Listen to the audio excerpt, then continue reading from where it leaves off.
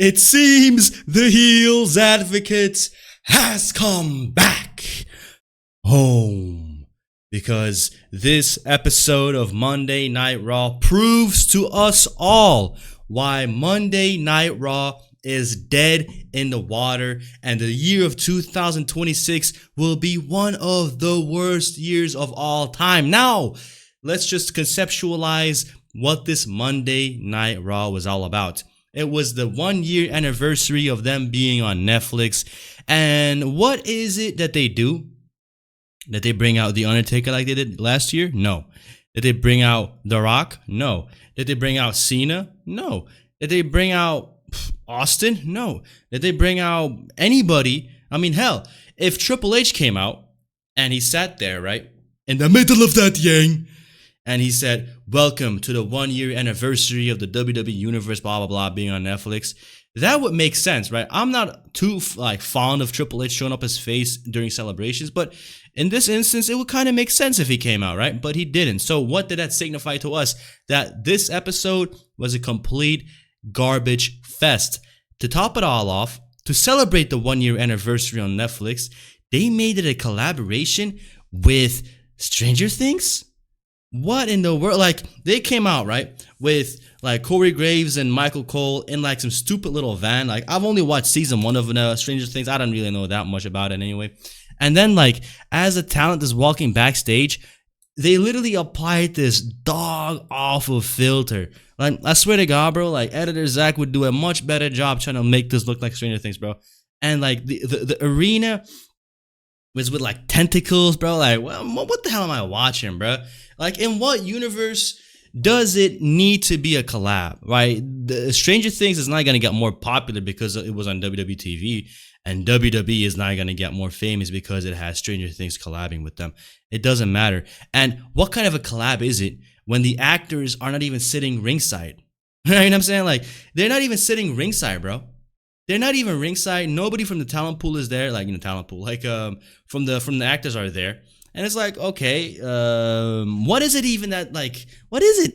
What is it? Like, I've never seen anything like this before. Like, I can get a Slim Jim costume.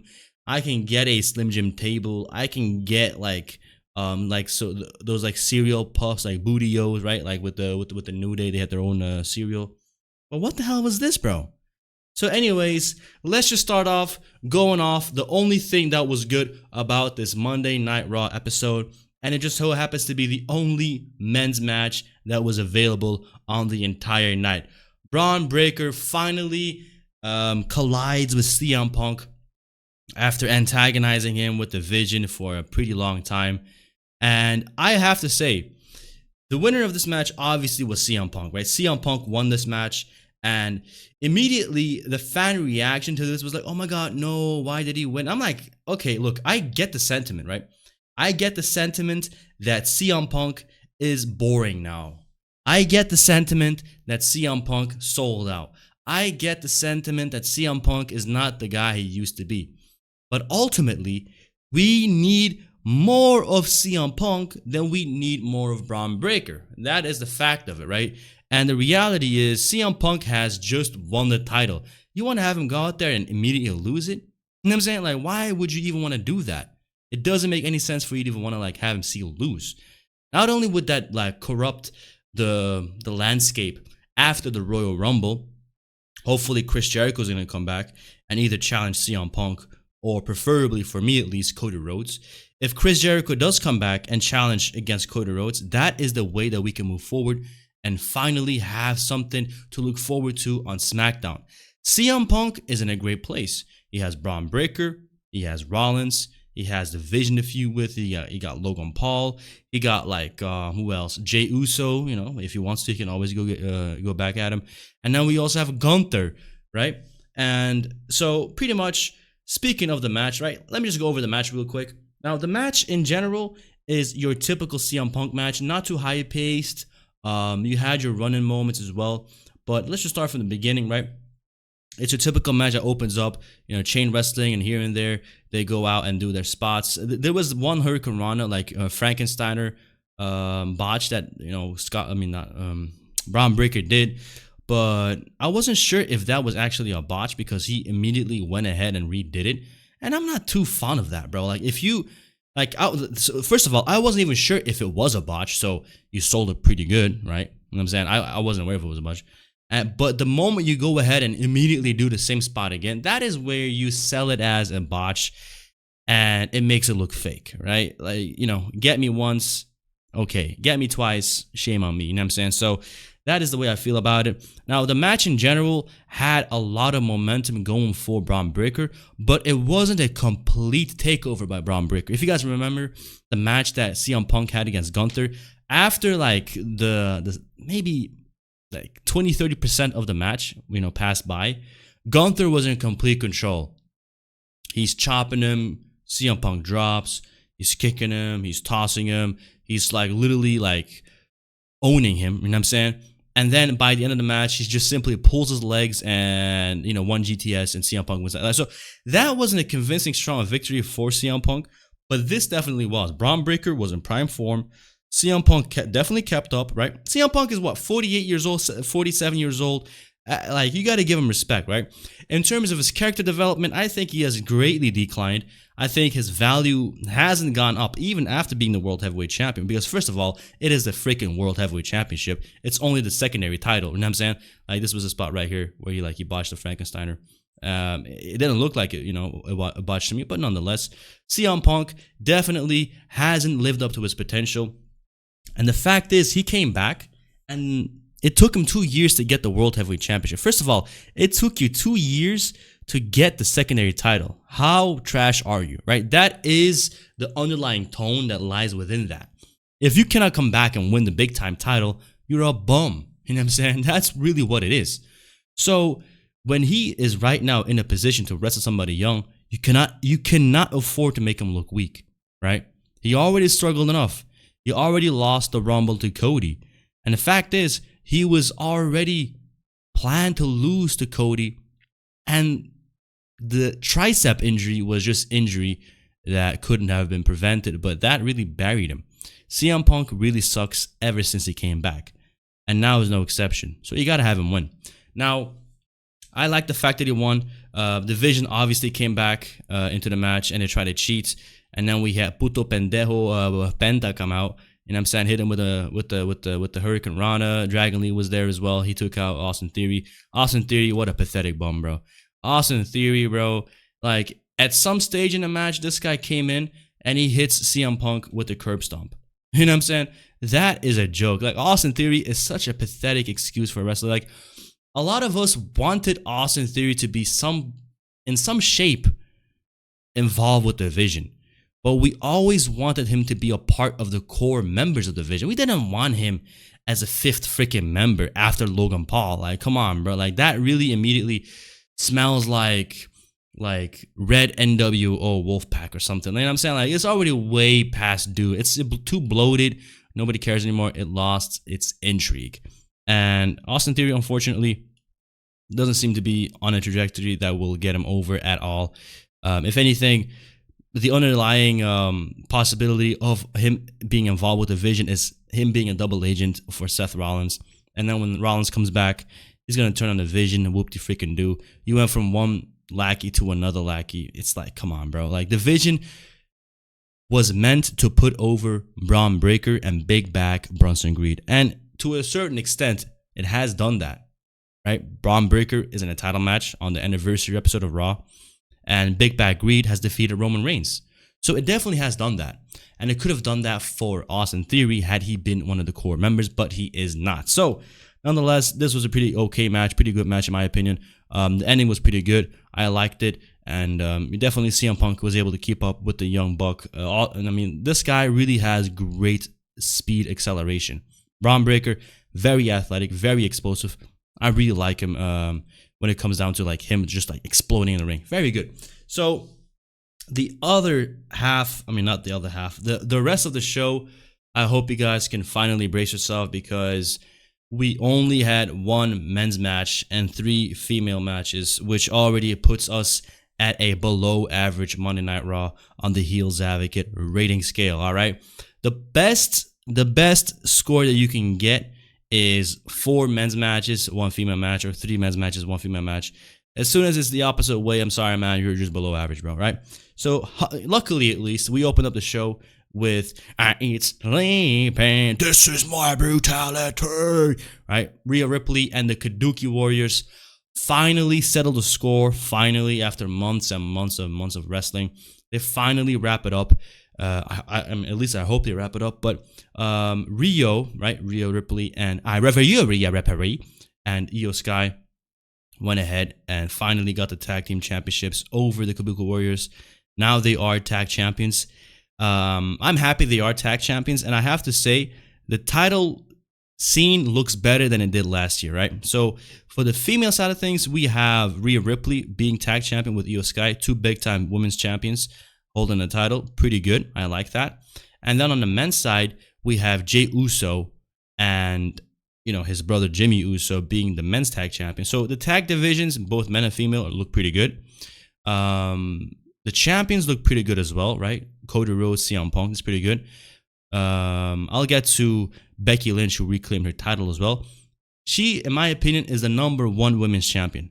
There's something about her being more over as a champion than Jade Cargill and, Stephanie Valkyria. You know what I'm saying? There's just something wrong about, I don't know, like, there isn't inherently anything wrong with Jade Cargill or Valkyria being champions, but the problem is their entire personality relies on the fact that they are the #1 wrestler, okay? So you have the supposed #1 best wrestler on SmackDown, who wasn't really the best because you beat Tiffany Stratton, who had a knee injury. And then on the other hand, you have Valkyria, who won the title because Naomi was gone.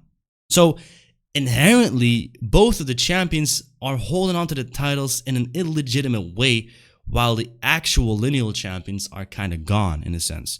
So that by default makes way for Becky Lynch to come out and say, I am the best, and she gets more screen time than both Cargill and Valkyria. So that is the reason why I believe that Becky Lynch is the #1 champion. Her character work is pretty good. She's a proper heel, and she cheated to win against Maxxine Dupri, right? She held on to the ropes, and the referee counted 1, 2, 3.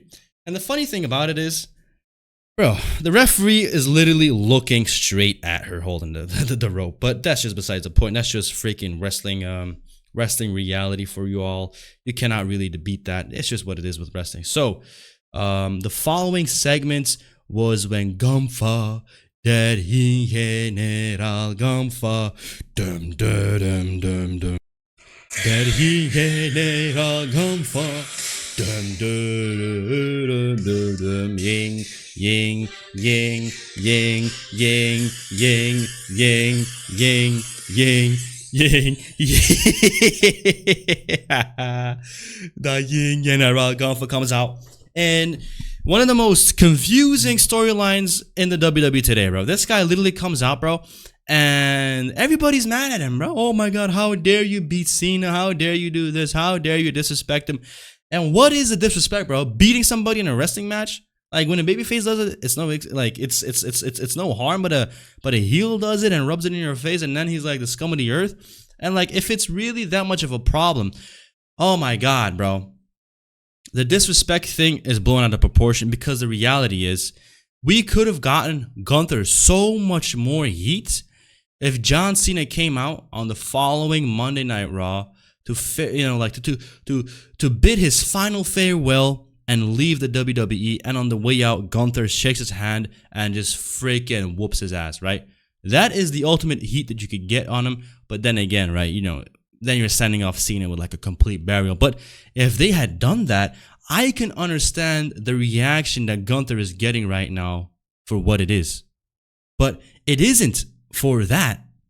You know what I'm saying? It's just because Gunther beat him with a submission.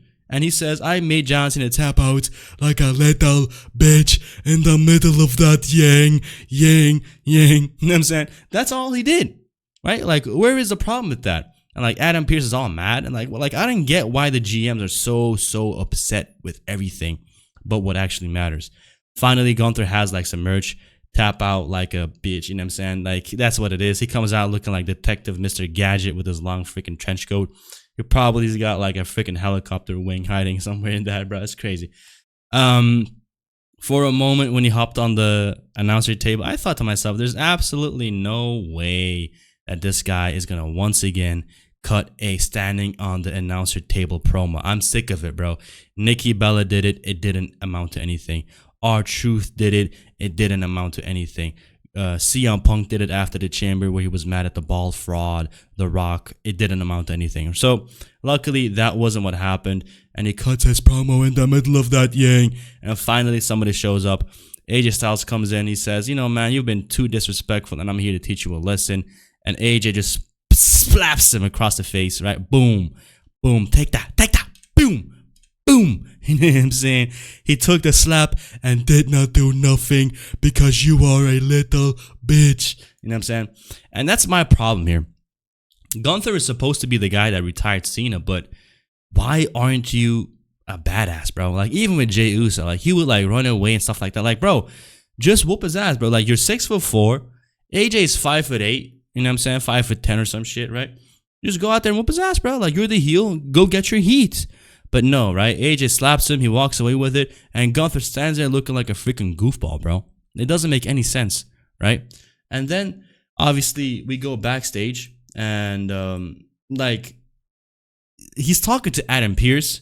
He's like, oh, yeah, give me next week. I want AJ next week. Like, and then, like, AJ pops up. He's like, what do you mean next week? Right? And, like, Gunther's face is like, completely frozen. Like, he just sits there and does nothing about it, bro. Like, I don't really get it at all, right? So, like I said, the match between Becky Lynch and Maxxine Dupri was kind of boring. I mean, look at the lights in the crowd. Everybody was so bored out of their minds. Everybody's like doing like the flashlight show. It was so embarrassing. I'm happy that at least Becky Lynch got her title back because we couldn't really afford Becky Lynch to lose this match and be completely forgotten and like be buried by a new talent.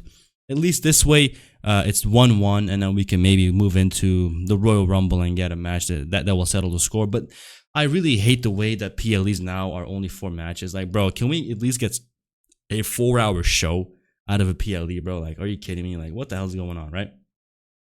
And then we go and have a segment with Javon Evans getting offered a contract to join Monday Night Raw. I wish Javon Evans maybe wore a suit in this segment, you know what I'm saying? Like, you don't really look like a big star. Like, when Batista was, like, doing his, like, oh, yeah, like, after he won the Rumble, he held the contract for SmackDown, he held the contract for Raw. Which one will I pick? And he was in a 3-piece suit, you know what I'm saying? He looked like a proper $1 million bucks. And, you know, he's, like, he sold that he's a big-time deal. Javon Evans comes out looking like he got something out of the thrift store, you know what I'm saying? Like, come on. If he, like, let his hair down a little bit, maybe got, like, his hair re-dyed, and he wore a nice suit, you can kind of sell it. Oh, yeah, this guy looks like a big-time deal. Like, Obafemi would never come out looking like this. So, you know, that is what it is. Then we have Jey Uso and Jimmy Uso celebrating that they won the tag titles, and it's their thing. Like, it's their year now. It's the year 2026, yada, yada, yada. And, like, in between every segment, you have like these stupid Stranger Things like title screens. Chapter 4, To Kiss a Devil. Like, what the frick is this, Bradeskis? Like, what is this?